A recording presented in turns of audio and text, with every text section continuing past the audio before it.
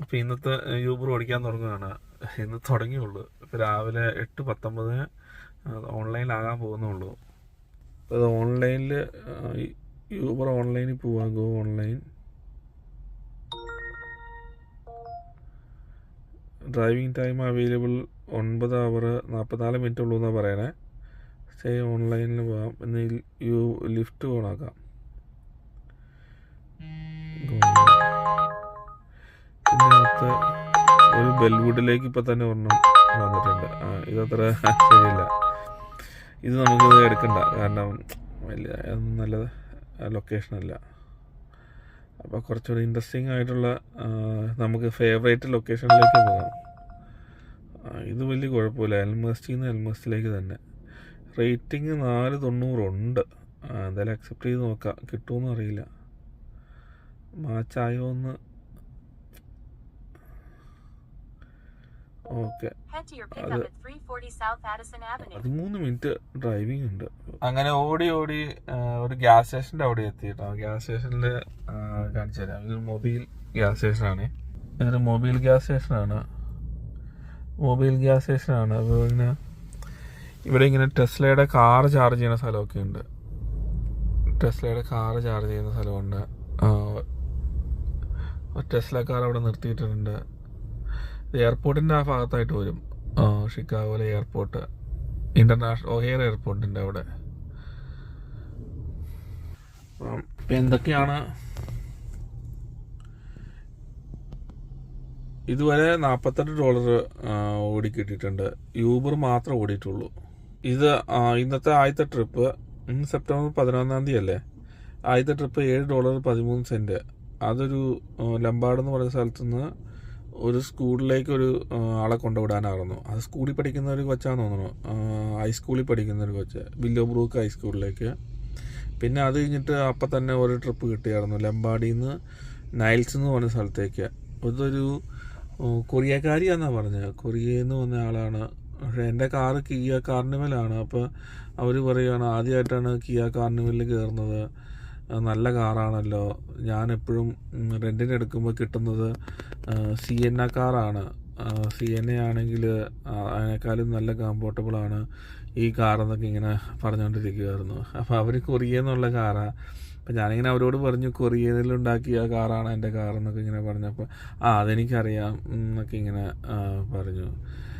പക്ഷെ അവർ $8 ടിപ്പ് തന്നു കേട്ടോ. പൊതുവേ ഏഷ്യക്കാർ ടിപ്പ് തരില്ലാത്ത ആൾക്കാരാണ്.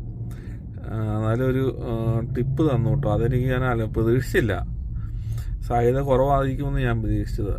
പക്ഷേ $8, പ്രത്യേകിച്ച് ഏഷ്യക്കാരാകുമ്പോൾ അങ്ങനെ ടിപ്പ് തരുന്ന ഒരു കൾച്ചർ അവർക്കില്ലല്ലോ.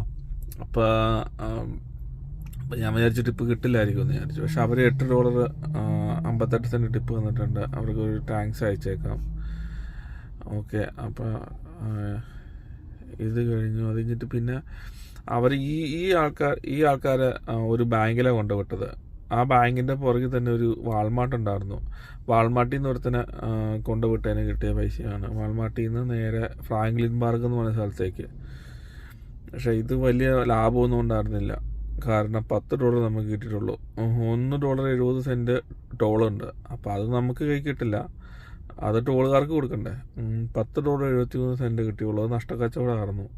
കാരണം എന്നാന്ന് വെച്ച് കഴിഞ്ഞാൽ ഒത്തിരി മൈൽ ഓടിയായിരുന്നു. ഇപ്പോൾ നോക്കുവാണെങ്കിൽ 11 മൈൽ ഓടി, അരമണിക്കൂറോളം സ്പെൻഡ് ചെയ്തു മൊത്തത്തിൽ. അതിന് $10. പിന്നെ ബാക്കിയുള്ള എക്സ്പെൻസസ് ഒക്കെ വെച്ച് നോക്കുമ്പോൾ വലിയ ലാഭമൊന്നുമില്ല. പിന്നെ ഈ ട്രിപ്പ് കണ്ടപ്പോൾ ഞാൻ എടുക്കാൻ കാരണം എന്താണെന്ന് വെച്ച് കഴിഞ്ഞാൽ ഈ ഏരിയയിലേക്ക് വരുന്നത്, എയർപോർട്ടിൻ്റെ ഏരിയയിലേക്ക്. അപ്പോൾ എയർപോർട്ടിൻ്റെ ഏരിയയിൽ എപ്പോഴും ബിസി ആയിരിക്കും. അപ്പോൾ അന്ന് എനിക്ക് ഇഷ്ടപ്പെട്ട ഏരിയ ആയതുകൊണ്ട് ഞാൻ അതെന്തായാലും എടുത്തത്. കാരണം ഈ ഏരിയയിൽ നിന്ന് കഴിഞ്ഞിട്ട് വലിയ ഒന്നൊന്നുമില്ല, അതിനേക്കാൾ നല്ല എയർപോർട്ടിലേക്ക് തന്നെയാണല്ലോ. അപ്പം തന്നെ ട്രിപ്പ് കിട്ടി. അധികം വെയിറ്റിംഗ് ഒന്നും ഉണ്ടായിരുന്നില്ല. നേരെ ആ ബാങ്കിൻ്റെ പുറകിൽ ഉള്ള വാൾമാർട്ടിലായിരുന്നു. ആ പാർക്കിംഗ് ലോട്ടിൽ തന്നെയായിരുന്നു വാൾമാർട്ട് കൊണ്ടായിരുന്നത്.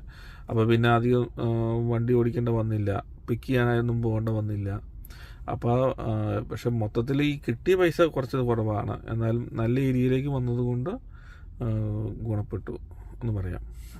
ഇപ്പോൾ MMFൻ്റെ അവിടെ വെയിറ്റ് ചെയ്തുകൊണ്ടിരിക്കുകയാണ്. എന്തെങ്കിലും ട്രിപ്പ് കിട്ടുവാണെങ്കിൽ എടുക്കാമെന്ന് വിചാരിച്ചാണ്. ഞാൻ പോകാൻ ഉദ്ദേശിക്കുന്നത് ഒരു സ്ഥലത്തേക്കാണ്. ആ സ്ഥലത്തേക്ക് എന്തെങ്കിലും ട്രിപ്പ് കിട്ടാനായിട്ട് വെയിറ്റ് ചെയ്യുകയാണ്. എന്തെങ്കിലും കിട്ടിക്കഴിഞ്ഞാൽ ആ ഭാഗത്തേക്ക് പോവുകയും ചെയ്യാം, ട്രിപ്പും കിട്ടും. ഓക്കെ, നോക്കാം എങ്ങനെയുണ്ടെന്ന് നോക്കാം. ഞാൻ വെയിറ്റ് ചെയ്യുന്ന സ്ഥലം MMF എന്ന് പറയും. ഇത് കാർ റെന്റിന് കൊടുക്കുന്ന സ്ഥലത്തെ കെട്ടിടമാണത്. ഇവിടെ കാർ പാർക്ക് ചെയ്യാനും പറ്റും. എയർപോർട്ടിലേക്ക് പോകുന്നവന്മാരുടെ കാറ് പാർക്ക് ചെയ്യാനും പറ്റും, കാർ റെന്റിന് കൊടുക്കും സ്ഥലമാണത്. പിന്നെ ഇവിടെ ബസ്, ലോക്കൽ ബസ്സുകളൊക്കെ വരുന്നുണ്ട്. ലോക്കൽ ബസ്സുകളൊക്കെ ഉണ്ട്.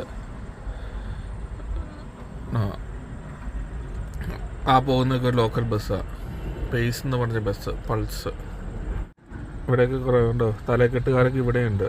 അതായത് തലക്കെട്ടൊക്കെ കെട്ടി കുറേ ആൾക്കാരൊക്കെ ഇവിടെ നിൽപ്പുണ്ട്.